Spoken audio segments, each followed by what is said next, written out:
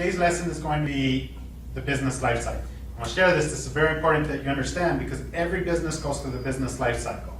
The concept is when you create your idea or you're bringing in a new service or product into your business. You start marketing, you start test marketing, you start telling people about it, and you start getting a good feel for it.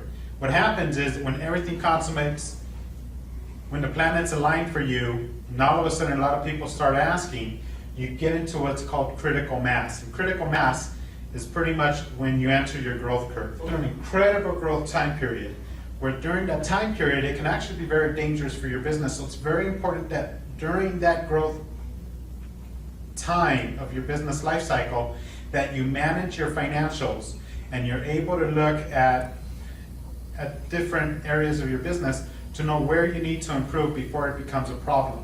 Now, once you go through your growth phase, you enter a maturity phase. And in that maturity phase, everything starts to try and balance out.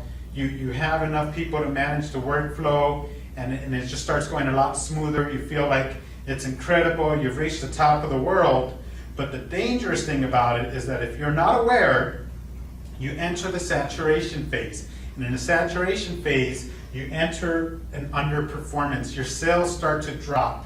Your service isn't quite as good as it was, and your customers are unhappy. You're not really getting things done, and you start feeling like your people are inept, that they're not doing a good job. You get frustrated, you try to micromanage them. People cannot be managed, they can only be led. You need to manage the process.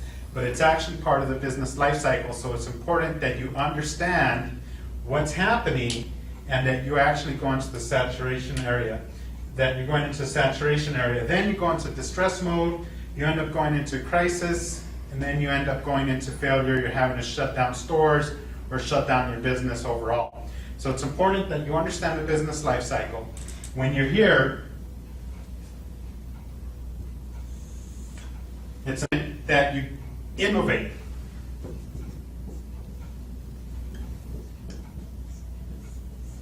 When you bring innovation, you actually create a new growth curve, get into concept, and recreate this whole other area once again, and take your business to another level.